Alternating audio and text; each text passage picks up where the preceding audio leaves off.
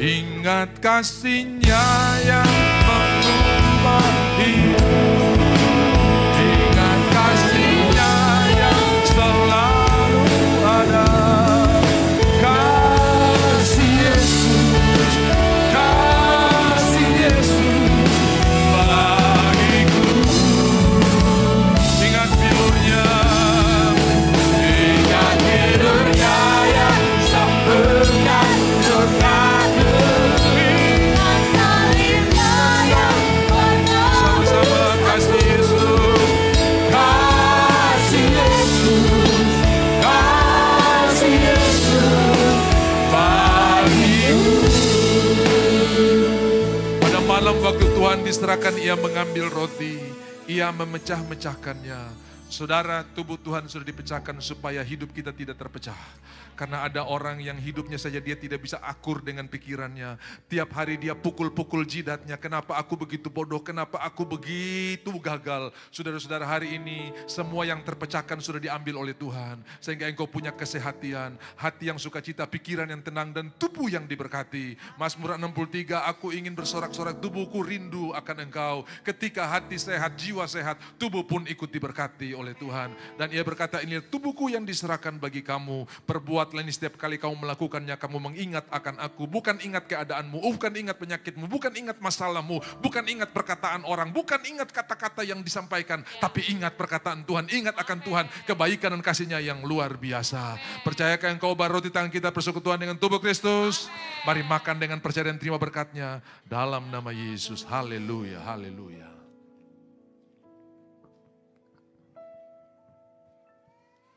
Saya percaya yang sakit sembuh, yang punya benjolan, punya tumor, punya kista disembuhkan oleh Tuhan. Bagi Tuhan tidak ada yang mustahil, karena oleh bilur-bilurnya engkau sembuh. Terima kasih Tuhan, terima kasih Tuhan. Kami punya ginjal baru, pankreas baru, jantung baru, paru-paru baru. Semua tubuh kami sudah ditebus dari kesia-siaan dalam nama Yesus. Angkat cawan Tuhan di mana darahmu tercurah. Di sana ada belas kasihan, ada perlindungan dan ada pengampunan. Rumah orang Mesir penuh dengan pertangisan. Tapi rumah orang-orang Israel, umat Tuhan penuh dengan sorak-sorai. Karena ada tanda darah di ambang pintu mereka. Hari ini dunia sementara berteriak menangis penuh dengan tanda tanya. Kami bersorak-sorai karena perlindungan Tuhan bagi kami. Bahkan segala rasa malu kami, rasa tertolak, apa yang dikatakan orang membuat kami tersinggung sudah dihapuskan oleh Tuhan. Hari ini kami layak menerima berkat Tuhan karena Engkau sudah mengampuni kami. Bahkan 5 menit lalu sungut-sungut kami sudah diampuni oleh Tuhan. Pertengkaran kami 1 menit lalu sudah diampuni. Pikiran jelek kami 2 menit lalu sudah diberkati dan diampuni Tuhan. Hari ini Engkau melihat kami kudus di hadapan-Mu. Tuhan, Engkau mengambil cawan berkatan di perjanjian baru yang dimeteraikan oleh darahku. Berbuatlah setiap kali Kau melakukannya, Kau mengingat akan aku. Kami sudah diampuni, tidak lagi terdakwa, tidak lagi tertindas, tapi kami lebih daripada menang. Percayakah saudara bahwa anggur dekat tangan kita persekutuan dengan darah Yesus? Minum dan terima berkat-Nya dalam nama Yesus. Haleluya. Terima kasih Tuhan, kami bukan cuma menang, lebih daripada menang. Karena Tuhan berperang ganti kami. Hari-hari baik ada di depan kami. Kami tertawa akan masa depan kami karena Tuhan telah mendahului kami. Melebihi segalanya kemuliaan bagi Tuhan. Dalam nama Yesus yang percaya sama-sama katakan. Amin. Silakan duduk, Tuhan memberkati. Shalom. Puji Tuhan, saya ingin menyalami saudara bahwa hari ini yang berbeban berat sudah diberkati oleh Tuhan. Hari ini yang berkata aku ada dalam titik nadir terendah. Saudara-saudara, sekalipun aku membaringkan tempat tidurku dalam dunia orang mati, titik nadir terendah, di sana pun Tuhan ada. Jadi saya kasih kunci, kalau saudara ada dalam tekanan yang luar biasa, pandang kepada Tuhan. Dia sudah menyelesaikan semuanya. Itu sebabnya kalau saudara baca di Efesus 1 ayat yang ke-7, Tuhan mengampuni dosa kita menurut kekayaan kasih karunia-Nya. Ya, saudara-saudara, bukan dari kekayaan kasih karunia-Nya, menurut kekayaan kasih karunia-Nya, yaitu pengampunan dosa menurut kekayaan kasih karunia-Nya. Kalau saya berkata saya berkati WMP dari rekening saya, maka 10 juta yang di rekening saya mungkin saya kasih 500 ribu, 1 juta, 1,5 juta itu dari rekening.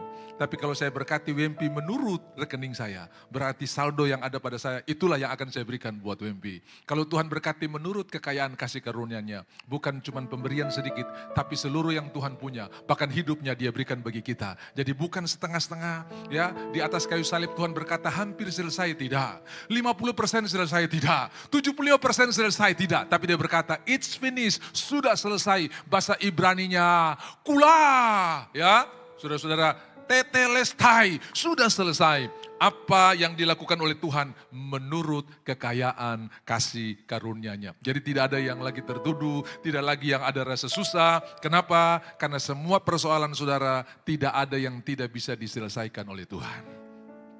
Kalau saudara sakit, saudara bilang begini, oleh bilur-bilur Yesus, saya sudah disembuhkan. Amin. Kalau saudara lagi kekurangan uang, lagi perlu punya banyak kebutuhan, saudara mulai perkataan iman. Ada tertulis, Allahku akan memenuhi segala keperluanku menurut kekayaan dan kemuliaannya. Amin. Terus kalau saudara lagi pegang cap tikus, ngomong apa? Orang Toraja bilang balok, orang Medan bilang tuak. Oh Tuhan tolonglah aku lemah sekali. Begitu? Oh Tuhan minta ampun sekali ini saja. Begitu? Saudara harus berkatakan, aku kebenaran dalam Kristus. Karena ketaatan satu orang, aku jadi orang benar. Dan karena kepercayaan kepada Tuhan inilah, saya diberikan kuasa untuk menang. Besoknya lama-lama sudah lihat apa yang sudah ucapkan menjadi kenyataan. Tiba-tiba engkau tidak suka lagi, tiba-tiba engkau tidak inginkan lagi. Kenapa? Karena Tuhan berkati menurut kekayaan kasih karunia-Nya.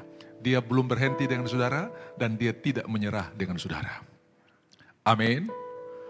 Sebelum Iran diserang oleh Israel tanggal 7 kemarin, bulan lalu saya sudah menghubungi beberapa travel agent untuk perjalanan ke Israel bulan Oktober. Ya, karena ada beberapa saudara yang sudah mendaftar dan berkata, Bapak, nanti kalau pergi saya ikut, oke saya nanti akan buat. Orang dari Serui juga, dari Nabire juga sudah telepon saya. Lalu sebelum terjadi peristiwa itu, saya sudah hubungi travel agent dengan beberapa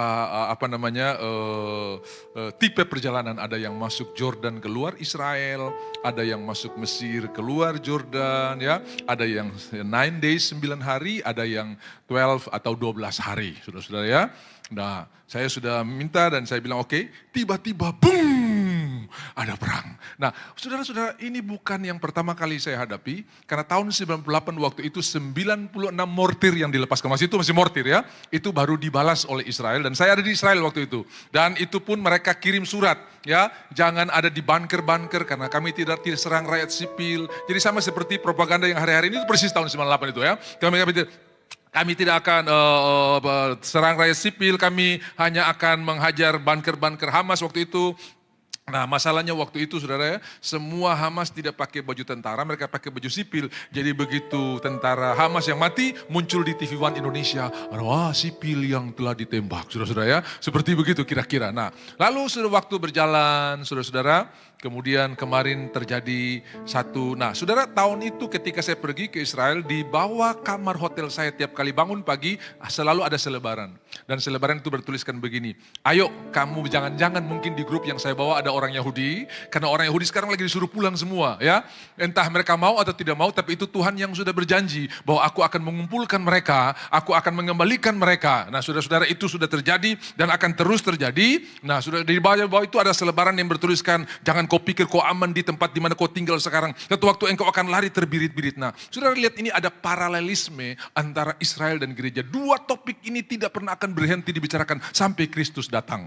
Nah ketika Israel semua sudah pulang ke tempatnya, baru seluruh dunia akan hajar. Sekarang ini baru keliling, kata kitab Sakaria, ya, sudah apa yang ditulis sana, baru sekeliling aku akan buat Israel seperti minuman yang berisi pasu atau bius, orang terpuyeng-puyeng ya. Ini baru bangsa. Nanti satu waktu sesudah mereka semua kembali. Nah, mari kita lihat buktinya. Wahyu pasalnya yang ke-7 ayat 4 sampai ke-8.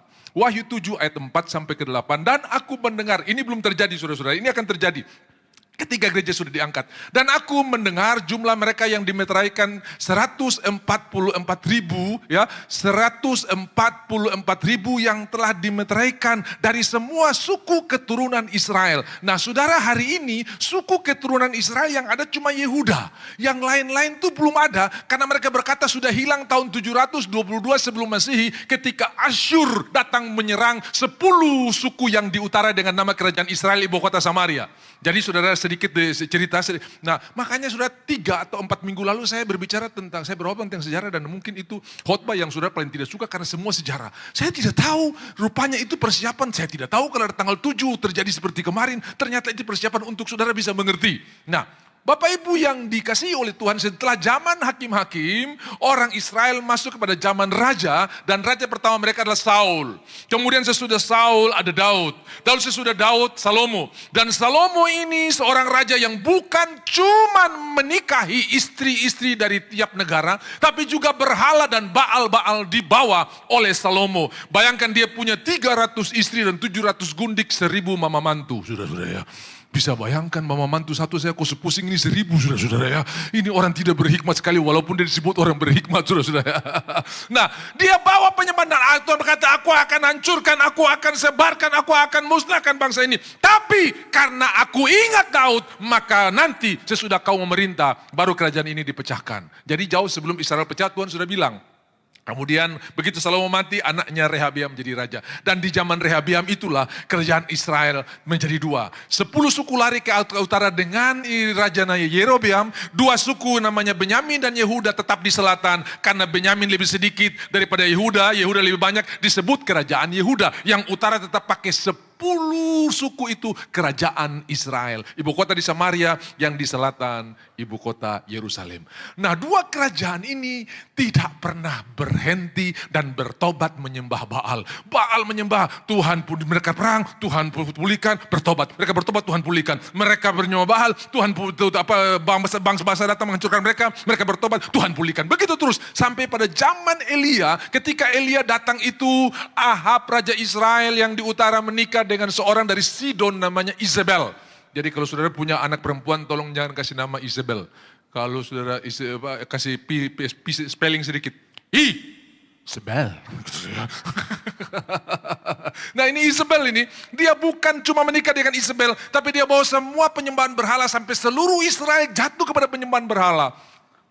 Bahkan Elia berkata begini, Tuhan tinggal saya sendiri. Sampai dia feeling seperti begitu. Kenapa? Di mana-mana kuil, di mana-mana kuil. Raja sendiri sudah tidak pergi ke sinagoga, pergi ke kuil. Semua di mana-mana patung. Lalu saudara-saudara Tuhan kirim Elia. Kemudian buat KKR di Bukit Karmel. Sudah bisa baca itu dalam 1 Raja-Raja 18. Di mana dia membuat mesbah. Orang-orang itu juga membuat mesbah. Lalu mereka mengundang. Mereka berkata siapa yang menurunkan api. Dialah Tuhan yang benar. Sudah tahu ceritanya api turun dari sorga. Dan membakar korban yang ada di atas mezbah. Harusnya api itu turun membakar orang-orang Israel yang sudah tidak percaya kepada Tuhan. Tapi kasih karunia Tuhan, api itu membakar Kristus di kayu salib. Bukan saya dan saudara.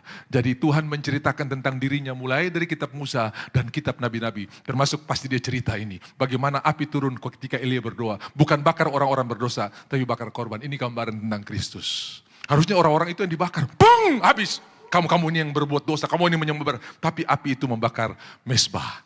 Saudara-saudara yang dikasih oleh Tuhan, akhirnya mereka jatuh begitu menyembah berhala.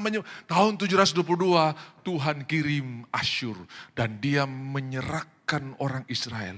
Bukan angkat satu kelompok seperti orang Yehuda yang dibawa oleh Nebukadnezar pada tahun 500-an sebelum Masehi ya. Saudara-saudara 582 kalau mereka dibawa ke Babilonia dengan 3 periode. Periode pertama itu Daniel dibawa. Periode kedua itu adalah ada Yehezkiel di sana. Kalau periode ketiga bait suci dihancurkan dan saudara-saudara Yeremia ditawan dan dibalikan lagi. Jadi ada 3 kali periode untuk penawan. Nah, tapi Nebukadnezar angkat satu bangsa selatan ini yang ibu kota di Yerusalem yang namanya Yehuda, semua pindah ke Babilonia. Tapi waktu Asyur tahun 722 itu dia angkat sebagian buang di sini, sebagian untuk menghindari mereka bersatu lagi. Untuk menghindari mereka untuk berkumpul lagi. Dia buang di sini, buang di sini, buang di sini. Sampai hari ini mereka berkata 10 suku sudah hilang. Kemudian orang berusaha cari, ada di Papua suku Israel.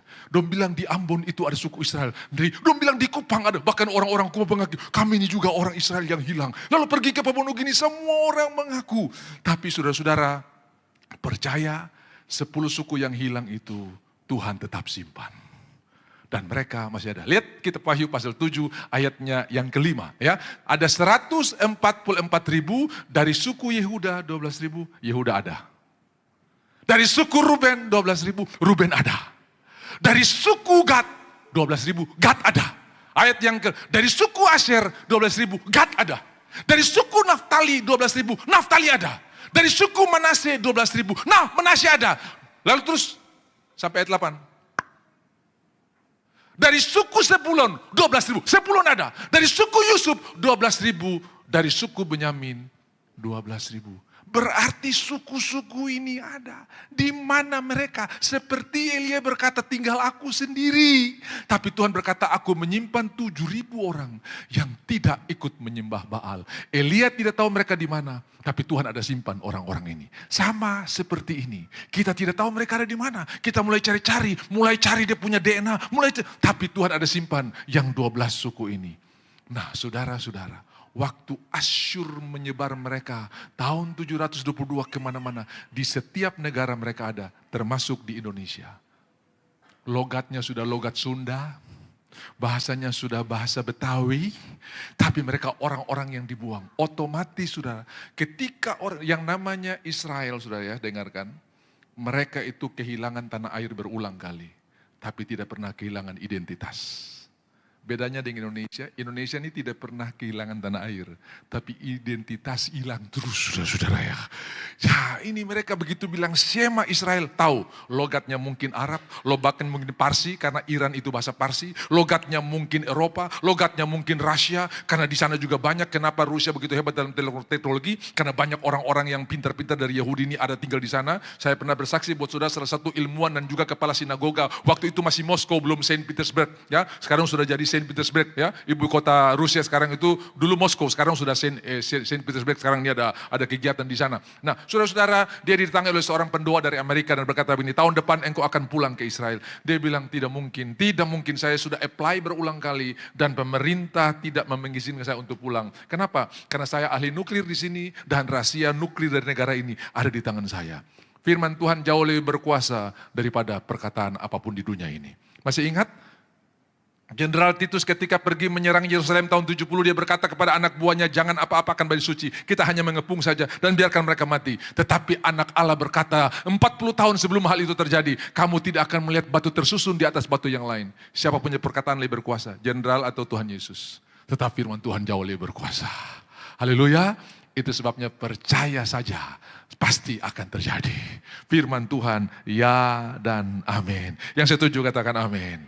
Jadi saudara-saudara yang dikasih oleh Tuhan, perkataan Tuhan itu tidak pernah kembali dengan sia-sia. Yesaya pasal 55. Seperti hujan dan salju yang turun ke bumi dan tidak pernah kembali. Demikianlah perkataanku tidak akan kembali dengan sia-sia. Rumput hijau, tanaman menjadi bertumbuh. Begitu juga hati kita dipulihkan, penyakit disembuhkan, ikatan dibebaskan. Firman Tuhan tidak akan kembali dengan sia-sia. Makanya ucapkan firman Tuhan, pasti saudara akan mengalami kemenangan yang luar biasa. Kasih tahu di kiri kanan, kau sudah dengar itu. Yang tiap hari kau ucapkan bos berkata-kata, saya tersangka dia bicara begitu. Saya tersangka, stop deh kau kata-kata itu. Saya tersangka masa dia bilang saya begitu tuh. Lalu saudara renungkan siang dan malam. Akhirnya saudara punya GERD naik, migrain muncul, asam lambung tak hajar kau. Kenapa? Yang kau renungkan bukan firman Tuhan. Tapi Mazmur 1 berkata, orang yang merenungkan firman Tuhan, daunnya tetap hijau. Ya berbuat tepat pada waktunya, tetap selalu berbuah, tidak pakai musim. Daun itu bicara kesehatan, buah-buah itu bicara hasil daripada pengiringan kepada Tuhan. Dan saya berdoa, saudara Allah orangnya. Bisa bilang amin? Nah, saudara, perkataan Tuhan tidak akan kembali dengan sia-sia. Jadi Asyur ini dia perang di mana-mana. Kemudian saudara, pendoa ini dia pulang ke Amerika setelah menyampaikan firman Tuhan ini. Tahun berikut dia pergi ke Israel karena urusan pelayanan. Lalu betapa terkejutnya dia bertemu dengan orang yang berkata tidak mungkin karena rahasia daripada negara ini, rahasia ilmu ada di tangan saya, tidak saya diizinkan. Dia ketemu orang itu di sinagoga dan dia berkata, benar kan firman Tuhan tidak pernah salah. Dia bilang, iya, saya juga tidak mengerti kenapa waktu sesudah kamu pulang dan berbuat bahwa saya kasih masuk apply, lalu mereka tanda tangani dan tanpa ribet saya hari ini bisa pulang. Saudara, perkataan Tuhan jauh lebih berkuasa daripada persoalan saudara.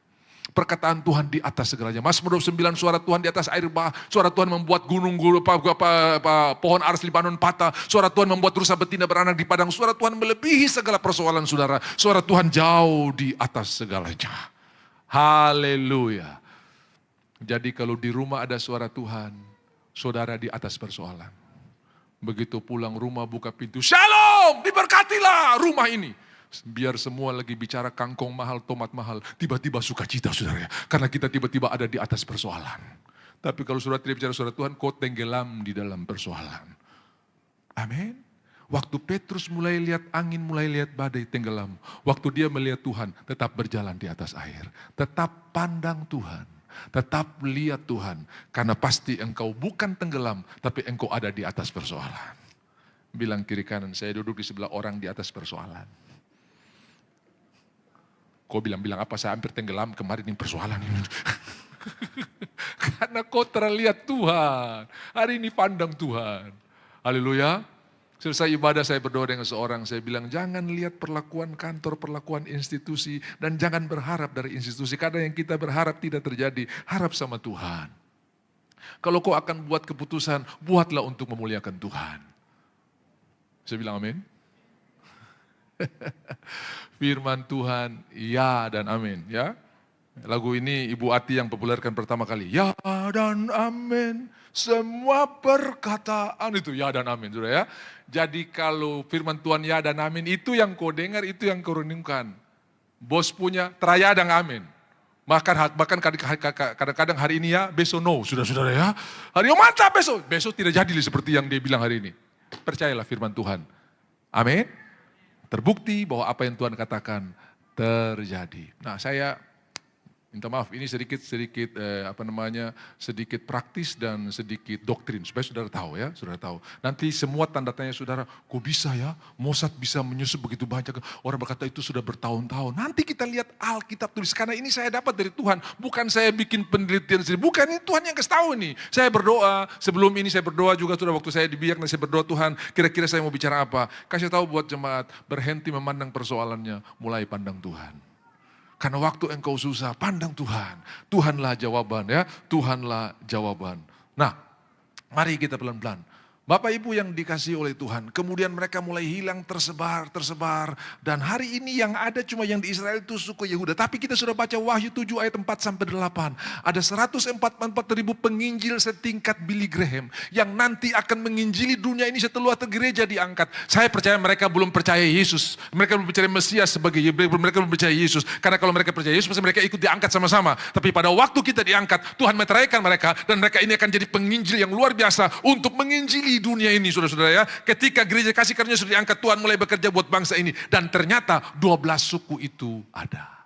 Nah sekarang di mana? Itu yang Kopu tanda tanya. Mossad itu hebat. Bukan. Jauh hari sebelum hal ini terjadi di Iran, saudara. Asyur dari tahun 722 sebelum Masehi. Kemudian Babilonia pada tahun 600-an sampai 500-an membawa mereka dengan 3 gelombang pergi ke Babilonia. Lalu Mazmur 137 yang Bonnie M bikin lagu orang nyanyi di diskotik itu, pada itu lagu duka. By the river of bencak bencum. Then we sat down and we wept. Orang menangis kok lagi. Menangis lagi web ini. Harusnya di tepian sungai Babilon, di sana kami duduk dan menangis. Harusnya begitu. Itu lagu duka, saudara-saudara ya. Kami lagi berduka, disuruh nyanyikan lagu girang. Aduh, itu lagu duka. Terus dibikin lagu semangat, saudara-saudara. Gitu kan? Sudah harus tahu konteksnya. Jadi itu mereka di Babilonia, saudara-saudara yang dikasih oleh Tuhan. Nah, mereka tersebar ke seluruh dunia. Tapi Tuhan janji, aku akan kumpulkan mereka. Dan kalau Tuhan yang berkata, pasti terjadi. Awalnya orang Israel ini yang sudah putar-putar di dunia ini, dong mau bikin negara di Argentina. Karena di Argentina konsentrasi orang Israel juga banyak. Ya, ini mesti jadi negara nih. Ketika konferensi pertama tahun 1800, mereka kan 1948. Ya, jadi tahun 1800, 1998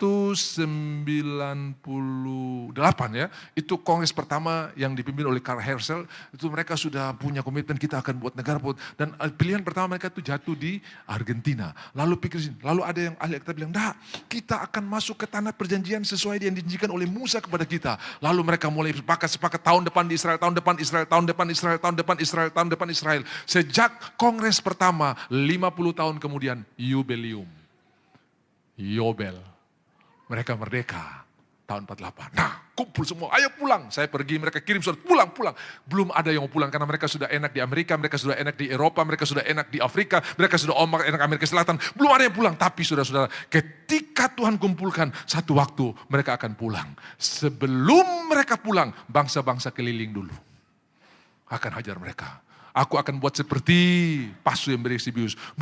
Nanti sesudah mereka pulang, semua sudah konsentrasi, sudah pulang, sudah ada 144 ribu ini, lalu mereka mulai, maka seluruh bangsa akan datang lalu mereka kumpul semua kekuatan dunia di lembah namanya Harmagedon, dan seluruh kekuatan dunia ini akan menghajar satu bangsa pilihan Tuhan ini. Sama.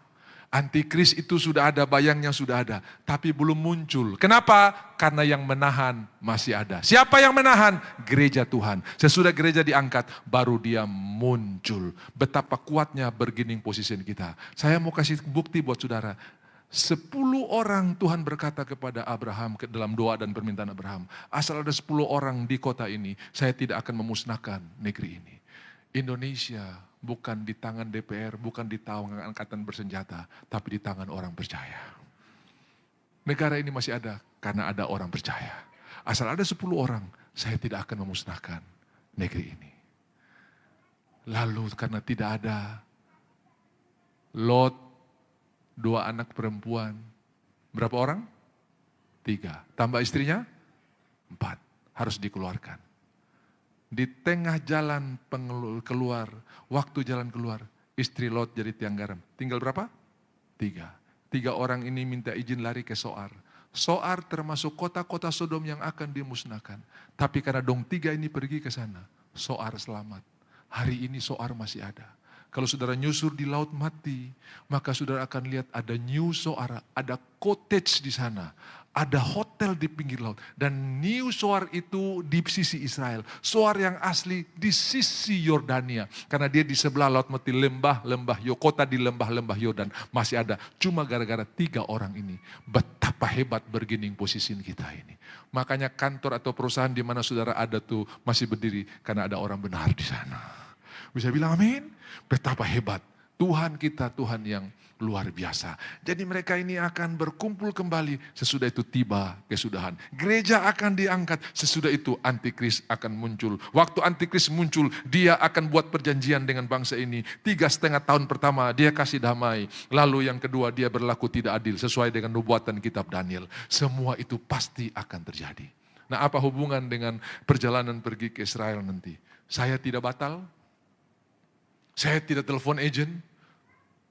Tolong ya, karena situasi kurang bagus jadi kita pending dulu dan dilihat keadaan. Kenapa? Saya punya jawaban di Alkitab.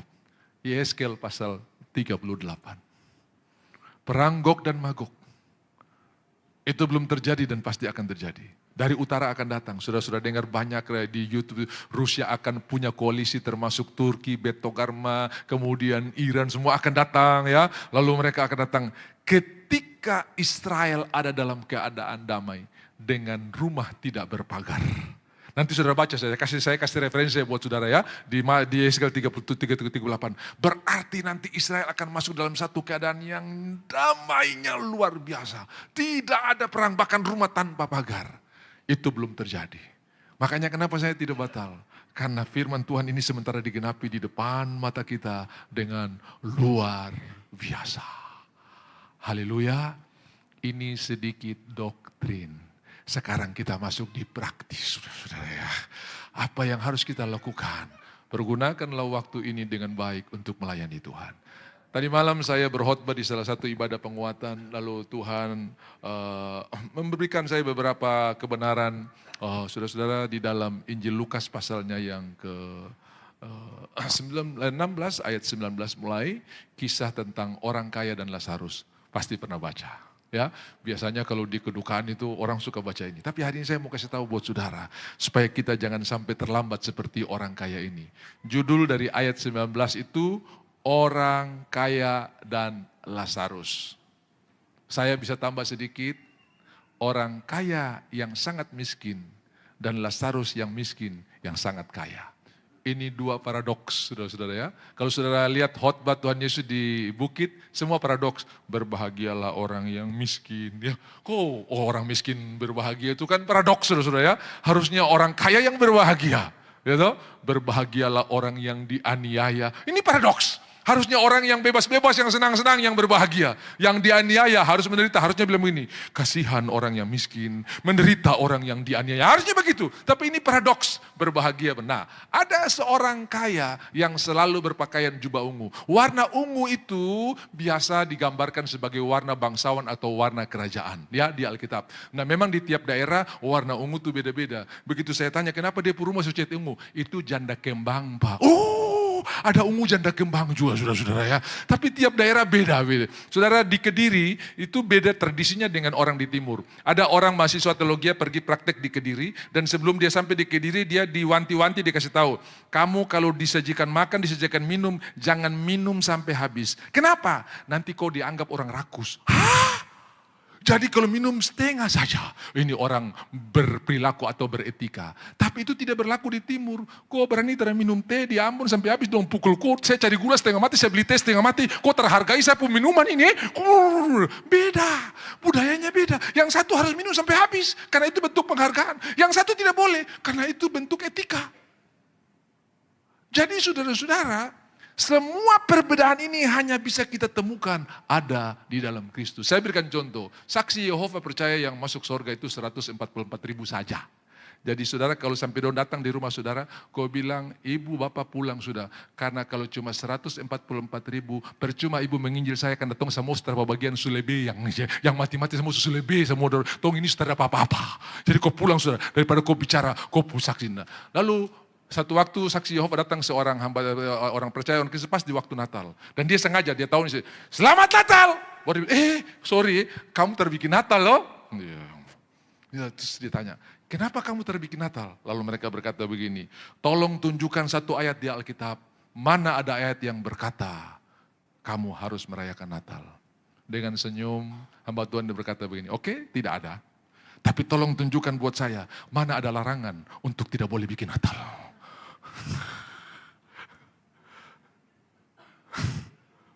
Dong tak kancing. Lalu orang biasa datang kan pakaian putih hitam tuh, putih hitam pakai dasi, pasti ketahuan. Terus hamba Tuhan ditanya, di mana di Alkitab ada tulis harus pakai dasi? Dia bilang tidak ada. Tapi kenapa kamu pakai dasi? Ya karena tidak ada larangan juga. Lah ya. Jadi saudara harus tahu ada yang ditulis, ada yang tidak ditulis. Makanya saya tanya, bolehkah kita cat rambut kuning-kuning, merah-merah? Boleh. Terserah. Tapi kalau saya cat rambut warna biru langit, terus berdiri khotbah di sini, saya menjadi batu sandungan buat saudara. Karena begitu saya khotbah, saudara terdengar khotbah. Ini pendeta, ini sudiawi, ini. Saudara sudah jadi berdosa. Jadi kalau ini tidak jadi berkat, saya tidak harus lakukan. Jadi lihat, kalau jadi batu sandungan, jangan. Tapi kalau tidak, coba bayangkan besok minggu depan tiba-tiba saudara lihat pendeta Nobel, ini biru langit. Pasti saudara akan dengar khotbah, biar saya khotbah bagus sekali. Kok semua tak kancing dengan sapu rambut nih saudara ya. Kenapa? Karena tidak mendukung atau tidak menjadi berkat. Nah kalau tidak menjadi berkat, oke, biar saja. Jadi sudah tidak berdosa. Karena saya mau cat warna biru ke apa? Saya tidak berdosa, pengurapan tidak akan hilang. Tuhan tidak bilang karena kau rambutin terus kau jadi tidak. Tidak, tetap sama. Tapi saya sudah bisa membuat konsentrasi saudara hilang. Begitu kira-kira. Semua baik, tapi tidak semua berguna. Oke, nah ini sedikit praktis saudara-saudara ya. Puji Tuhan ya, sebab kalau sampai semua kita tidak mau atur kita punya rambut, kasihan itu salon-salon tutup semua, dong pindah kerja. Tapi kita yang memperpanjang usaha mereka sampai hari ini karena tiap bulan sudah rutin datang ya, itu saudara ya. Semua baik, tapi semua untuk kemuliaan Tuhan. Nah, orang kaya ini, saudara-saudara, setiap hari ia bersukaria. Saya belum pernah temukan di kota Jayapura ini, tiap hari orang pesta. Kalau 1 bulan 1 kali pesta saja, kita bilang, memang dia ini nih kaya sekali. Itu 1 bulan sekali. Apalagi 2 minggu sekali. Dia uang dari mana kah? Apalagi tiap minggu. Wih, ini pasti dia posisi bagus. Ini tiap hari. Pakai pakaian halus. Ya kalau sekarang ini belanjanya, beli bajunya Louis Vuitton. Kira-kira ya. Ya, sabuknya Hermes. Sepatunya Beli. Dan itu hari-hari punya, saudara-saudara ya. Kita kalau beli sepatu Beli mungkin 1 bulan sekali lebih banyak di kandang daripada di jalan, saudara-saudara ya. Betul ke tidak? Saudara mau tahu barang asli dan barang KW, bisa lihat dari perilaku ibu-ibu. Kalau Hermes asli, waktu hujan, Hermenya yang dipayungin, orangnya kehujanan. Ini mahal Pak, mahal. Tapi kalau Hermes Mangga 2, itu dia Hermes jadi payung. Gak apa-apa ini KW beli deh. Jadi saudara bisa lihat, kalau dia jadi payung, itu produk Mangga 2. Saudara. Tapi kalau dia dipayungi, itu asli saudara. Orang lebih suka tasnya selamat daripada dia masuk flu, saudara-saudara ya. Karena kalau dia hujan-hujan kan dia flu kan, saudara-saudara ya. Dia lebih suka tasnya selamat daripada sehatnya yang selamat. Kalau sepatu mahal, saudara lihat, dia jalan jinjit kalau becek, biar kaki injak beling. Terapa-apa, yang penting sepatu aman. Tapi coba kalau sepatu KW, dia tendang sana, tendang sini, ya ini Bapak Ibu yang dikasihi oleh Tuhan, orang kaya ini terlalu banyak urus yang di bawah langit. Kita pengkhotbah, aku melihat di bawah langit, di bawah matahari. Jangan lupa ada kehidupan di atas matahari. Kalau terlalu banyak urus di bawah matahari, vanity of vanity. Kesia-siaan di atas kesia-siaan. Bagaimana kita pengkhotbah dibuka? Inilah pengkhotbah anak Daud, raja di Yerusalem. Posisi raja, kekayaan lebih hebat dari Elon Musk. Dia tidak tunduk di bawah regulasi, dia yang buat regulasi. Tapi dia berkata, sia-sia. Kesia-siaan di atas kesia-siaan. Saudara, orang kaya ini cuma punya harta, tapi dia tidak punya berkat yang dari surga. Terbukti karena di cerita ini ada 2, di bawah matahari dan di atas matahari. Karena habis dia mati, cerita di atas matahari masih dilanjutkan. Jadi ada orang berkata habis mati selesai, tidak. Masih ada urusan. Jadi ini lengkap sekali. Ada orang bertanya, nanti di surga ketong baku kenal ke tidak? Ini orang neraka saja kenal orang surga. Bapak Abraham. Loh kapan Abraham lahir? Kapan orang kaya ini lahir? Tapi dia bisa kenal. Sana Lazarus. Ini beda area saja baku kenal. Apalagi satu area saudara-saudara ya. Nah surga kecil pernah turun ke bumi. Bukan Papua bukan ya. Tapi Matius 17. Matius 17 itu ada surga kecil yang pernah turun ke bumi. Waktu Tuhan mengajak 3 murid naik pergi ke atas gunung yang tinggi. Lalu Tuhan dimuliakan, turunlah kemuliaan Tuhan. Kemudian nampaklah Musa dan Elia. Lalu Petrus berkata, sungguh dahsyat tempat ini Tuhan. Saya akan bangun 3 kemah. 1 untuk engkau, 1 untuk Musa, dan 1 untuk Elia. Kapan Petrus lahir? Kapan Musa lahir? Kapan Elia lahir? Musa itu ada 1500 tahun sebelum Kristus. Saudara-saudara, kok Petrus yang bersama-sama dengan Kristus bisa tahu itu Musa? Karena dalam kemuliaan kita saling mengenal. Ini baru kemuliaan kecil. Ditahu kan Alkitab tidak tulis, lalu Musa memperkenalkan dirinya, saya Musa Petrus. Saya bangun kemah di sini. Lalu Elia memperkenalkan diri saya Elia. Tidak, dalam kemuliaan kita saling mengenal. Jadi tompu oma opa yang sudah pergi duluan, tong nanti baku dapa masih kenal. Sedangkan di neraka saja kenal. Nah ada satu agama lain ditanya sama jemaatnya kepada pemimpinnya, Pak, di surga tuh kita bisa merokok ke tidak? Oh bisa, karena di surga tuh semua kenikmatan di dunia itu bisa kita lakukan di sana. Puji Tuhan. Ada yang tanya di surga ada lapangan bola ke tidak gitu kan? Sudah macam-macam sudah ya. Lalu, begitu puji Tuhan, iya. Tapi kalau kau mau merokok di surga, kau mesti bakar rokok di neraka dulu saudara. Ya sama aja bohong saudara ya. Karena apinya kau mesti ambil di neraka saudara. Bapak Ibu, kita lihat bahwa orang kaya ini hanya urus yang di bawah bumi, yang di bawah langit. Ada lagu belakang langit biru, sana ku rindu. Jadi apa yang kau lakukan hari ini bukan cuma untuk di bumi, tapi untuk surga. Yang pertama, ya ayatnya yang ke-20 adalah Lazarus beda sekali. Lalu matilah Lazarus orang miskin itu, ya. Pasti dia mati karena kurang gizi. Kenapa ditulis lebih dulu? Karena dia sulit makan, ya. Dia mati lebih dulu, kemudian orang kaya itu juga mati. Kalau orang kaya mati saya tahu pasti karena kolesterol atau darah tinggi, saudara-saudara. Karena tiap hari pesta nih, pesta tiap hari nih. Tiap hari pesta, obat kolesterol tidak mempan, obat hipertensi tidak mempan, saudara-saudara. Saudara yang dikasih oleh Tuhan, orang kaya ini mati. Ketika Presiden Marcos lari dari Filipina, dia bukan cuma lari telanjang badan atau dia lari kosong, tapi semua kekayaan Filipina dia bawa. Ya begitu banyak kekayaan rakyat di Filipina dibiarkan miskin. Tapi ketika dia sakit, semua uang yang banyak itu tidak bisa menolong dia untuk hidup. Karena uang tidak bisa beli napas, uang tidak bisa beli nyawa. Jadi orang kaya ini juga mati. Artinya saudara, kenapa cerita ini ditulis? Jangan sandarkan hidupmu pada kekayaan, tapi sandarkan hidupmu kepada Tuhan. Bisa bilang amin? Mari tepuk tangan dulu saudara-saudara ya. Karena saya lihat banyak yang sudah mulai menikmati sorga di ruangan ini saudara-saudara ya. Ayo bangkit, khotbah belum selesai. Sedikit lagi selesai ya. Saya juga ada lihat waktu di sini aman saudara-saudara. Haleluya. Orang ini hanya urus di bawah langit.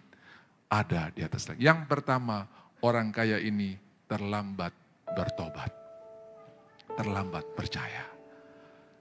Saudara, saya akan mulai belajar untuk menantang dan memberikan kesempatan.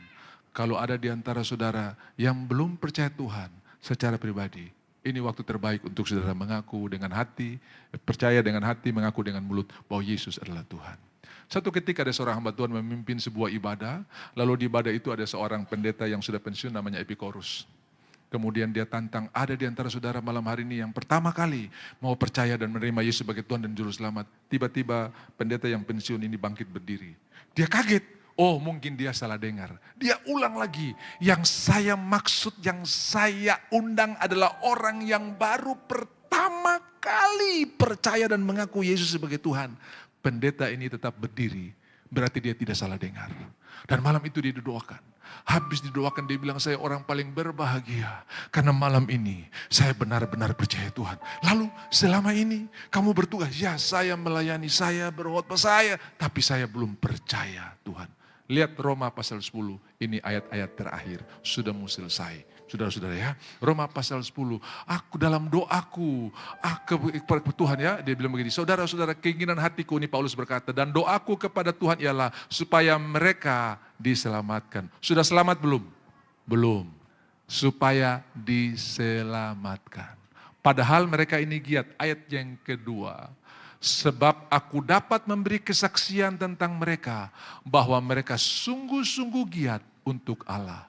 Tetapi tanpa pengertian yang benar. Dong giat, dong melayani, tapi belum percaya kepada Tuhan. Tidak ada jalan ke sorga selain Yesus. Habis khotbah pertama tadi, ada yang tanya, Bapak, kalau orang tidak dibaptis selamat ke tidak? Penjahat yang di samping Yesus belum sempat turun untuk ikut katekisasi, belum sempat turun untuk baptis. Tapi hari ini juga engkau bersama-sama dengan aku di Firdaus. Siapa yang percaya, dia akan tinggal bersama-sama dengan Tuhan di surga. Boleh tanya kiri kanan, kau punya tiket? Haleluya. Dia terlambat. Jangan sampai kita terlambat. Ingat,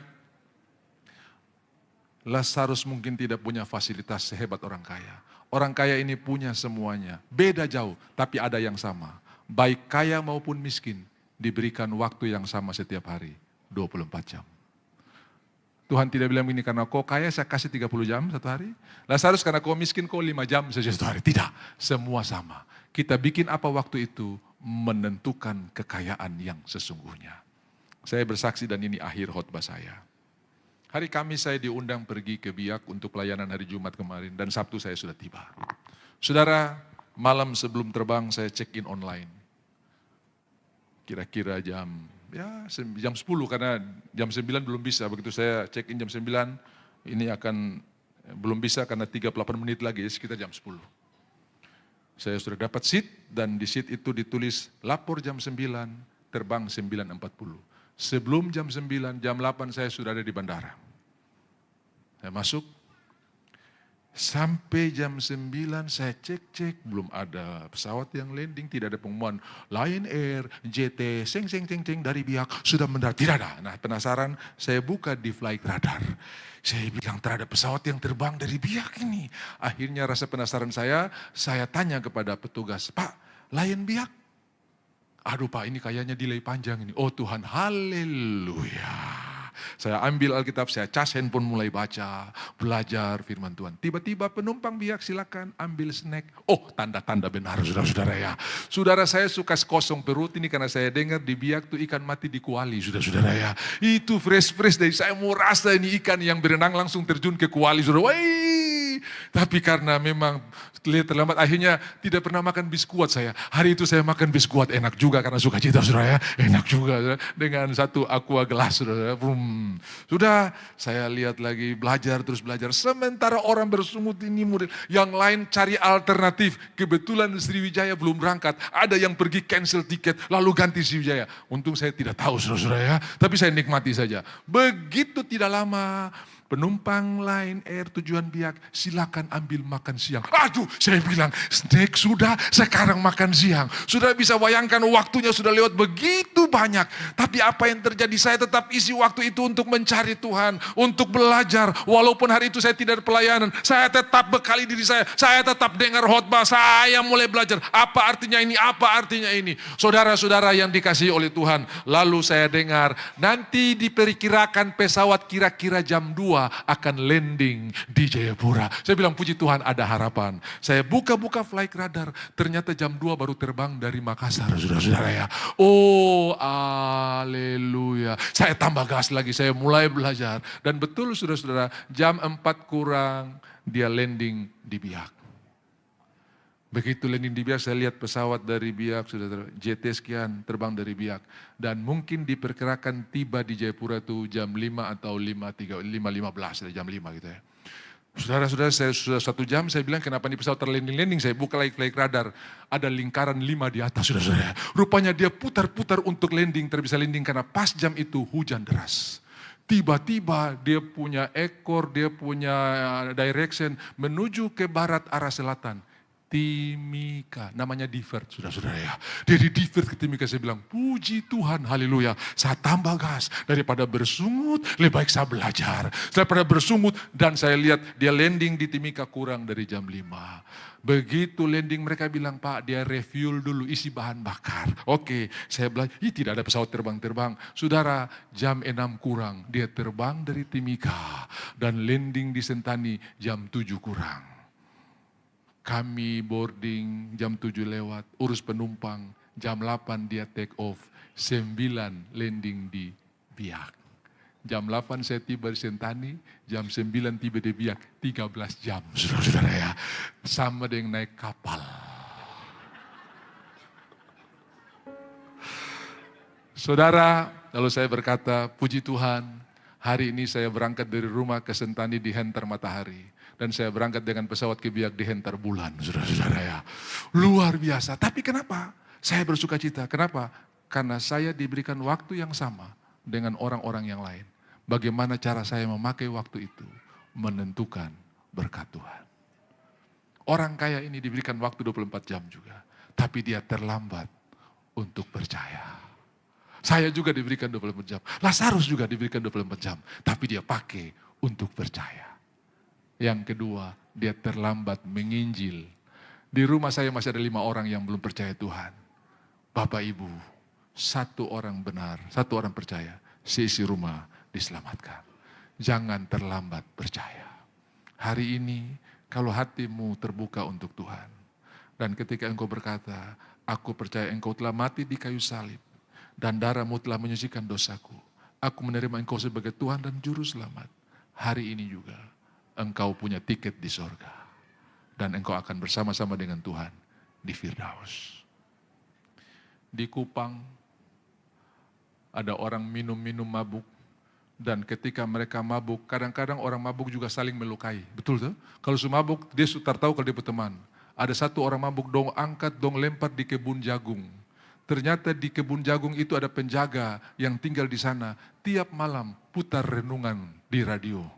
Begitu dia dalam keadaan setengah mabuk, tiba-tiba radio disayup-sayup itu di sana. Ada pendeta yang berkata, hei orang mabuk, bertobatlah. Dia kaget, loh siapa yang tahu saya ada mabuk di tengah-tengah hutan ini saudara-saudara ya. Di tengah-tengah kebun jagung. Dan malam itu di kebun jagung itu, dia berusaha kumpul tenaga. Kemudian dia duduk dan dia berkata, Tuhan aku orang berdosa. Terimalah aku sebagai anakmu, aku percaya engkau sebagai Tuhan. Sejak hari itu, sampai dia mengakhiri hidup, dia tidak pernah minum lagi. Ternyata Yesus sanggup mengubah hidup kita. Teroris seperti Saulus dirubah menjadi penginjil. Koruptor seperti Sakeus